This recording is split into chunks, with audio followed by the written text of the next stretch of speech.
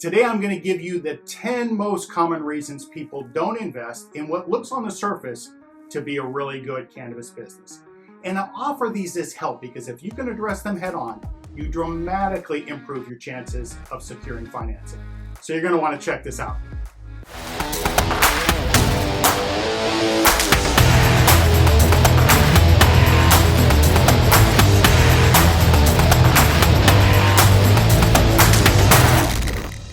Hi folks, Chip Schweiger, and welcome to Ask the Green Leaf CPA.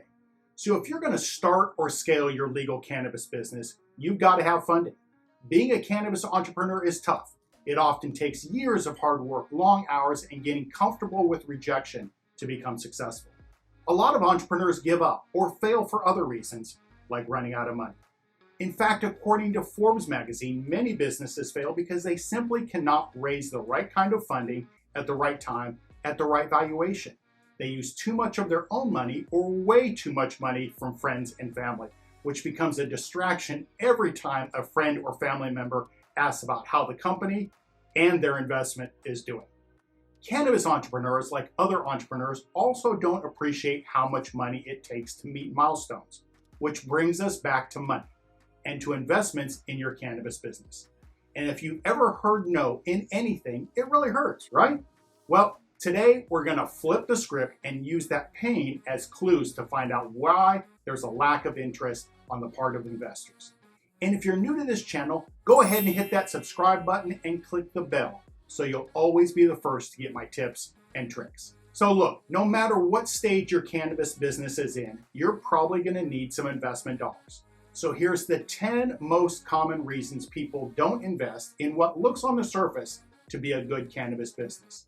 Now, the first two come down to answering the question of do you have commercial viability and do you have market acceptance? So first, commercial viability. You wanted to develop an idea that could revolutionize the cannabis industry, and it could be an amazing idea, but your concept is too far out. Most investors are going to stay away until there's been more research. Your product has traction with customers, think crowded geographies with a dispensary on every corner, or other investors have shown interest. Investors typically want to stick with a proven business model, especially in this industry. The second reason is you haven't demonstrated market acceptance. Once you've tackled commercial viability, we also need to get over the hurdle of market acceptance, meaning can you actually sell any of your product or service? Is there evidence that there's interest in your CBD line or that it has some traction? Have you sold any of your THC-infused beverages yet? Have you run a successful Kickstarter campaign for that delivery service? Frankly, have you launched any kind of startup before? Passing those tests would prove that you have what it takes to get this startup off the ground. If there are no pre-orders for your online CBD shop or not much interest in your cultivation facilities, then it gets harder to prove that people are willing to pay for your product or service. And when that's the case, why should an investor give you any money? So the trick here is really to show that your business is something worth putting hard-earned cash into and that this investment will work hard for your investors as your company starts to have success. Okay, the number 3 reason really comes down to trust. Are you sharing all the relevant facts and figures for an investor to fairly assess the opportunity, or are you keeping critical pieces of information from potential investors? They're not asking you to reveal every little secret regarding your business, but if they're investing in your cannabis company, they have to at least know the basics of what makes your company tick. How do you sell? Online hemp lotions or in a brick and mortar dispensary? Do you have any patents and are they protected? Are there already other investors? And if so, what does that dilution look like? Investors want to know everything relevant to your business. Keep these key matters secret and you'll risk having a potential investor flat out not trust you. Saw it just the other night on Shark Tank and guess what? They didn't get the deal. Number 4 is that you don't have a business model or a plan, and this one is really critical. If you don't have a business plan, you have failed to tell an investor how and where you expect to take your company in the next couple of years. Even though you've indicated that there's interest in your cannabis company offerings, creating a business plan is such an important piece of the puzzle. If your business plan doesn't add up, or worse, you don't have one, then they won't invest in your startup. Full stop. Yes, I hear you. It may be the next great thing to solve a massive problem, but no business plan equals no money. And here's my pro tip. Get help with your business plan from a consultant before you pitch. Okay, the number 5 reason is they don't believe you can build your company. A great idea is one thing, making it a reality is another. If you haven't convinced investors that your company can actually function, it's going to be tough to get them on board. They may need some sort of working prototype or a product you're developing. They usually also like to see research that says the geography for your new dispensary isn't already saturated, and customer testimonials are always important. So consider asking friends and family to sample your new THC-infused product, or look into market research for whether your town can handle another dispensary. And the number 6 reason is your company is not the first to enter the market or is not unique. Most investors in mainstream industries I know typically don't invest in startups that are not trying to create something new or that have not come up with a different business model. Now, Barbara Corcoran on the Shark Tank is famous for this question about who else is doing your thing or something similar. And the same is true in our industry. You must have something different or unique beyond what the competition has. There are a ton of CBD companies out there right now, and more are coming each day. Similarly, there is Delta 8 around every corner. So what's going to be the differentiator for your business if you get into Delta 8? Want to get into THC infused anything? Well, the same question holds true.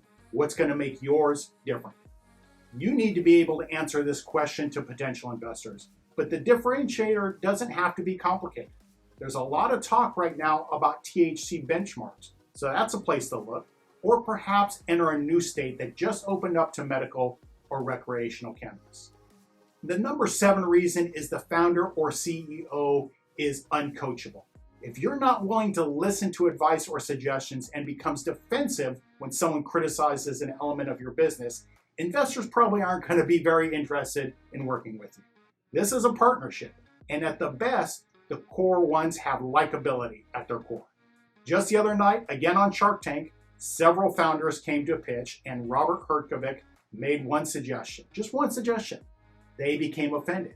One of them even challenged Robert that he really didn't understand their business and asked what gave him the right to make the suggestion.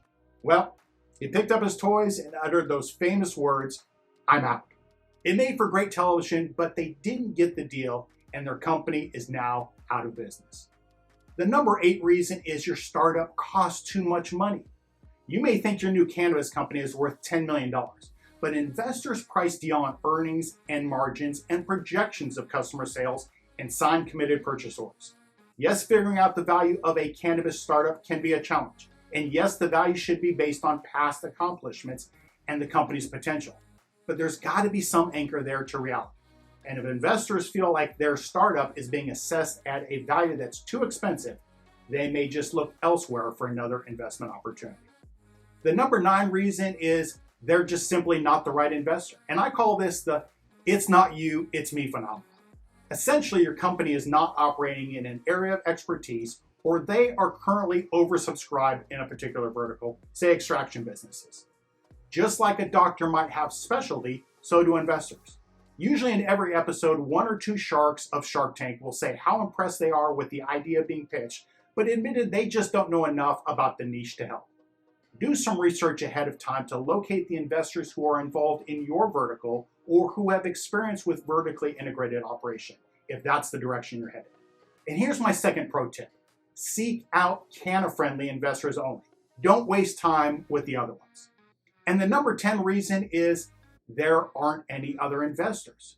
If investors don't find evidence that others have invested in your business, even a couple of $1,000s, it's going to be tough to get an investment. They aren't interested in dilution, but they do want to see interest from other investors. And oh, by the way, that could be from you. How strongly do you believe in this business, and how much money have you put into it? The presence of other investments gives an indication that someone else sees potential in your startup and that other people are supporting your vision. And a trick here is having a couple of investors already that is good, that can help promote your business to larger investors.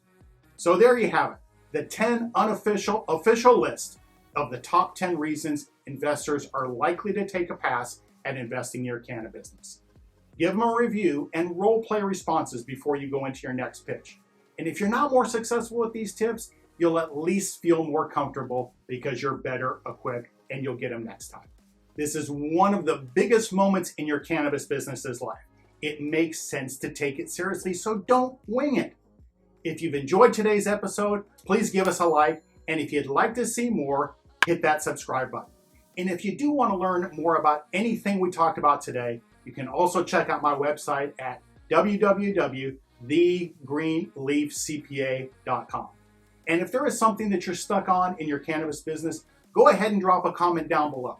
I get back to every one of them personally. Next time, we're going to talk about the 6 steps to successfully start a new cannabis business. Hope you'll join us then. Thanks so much.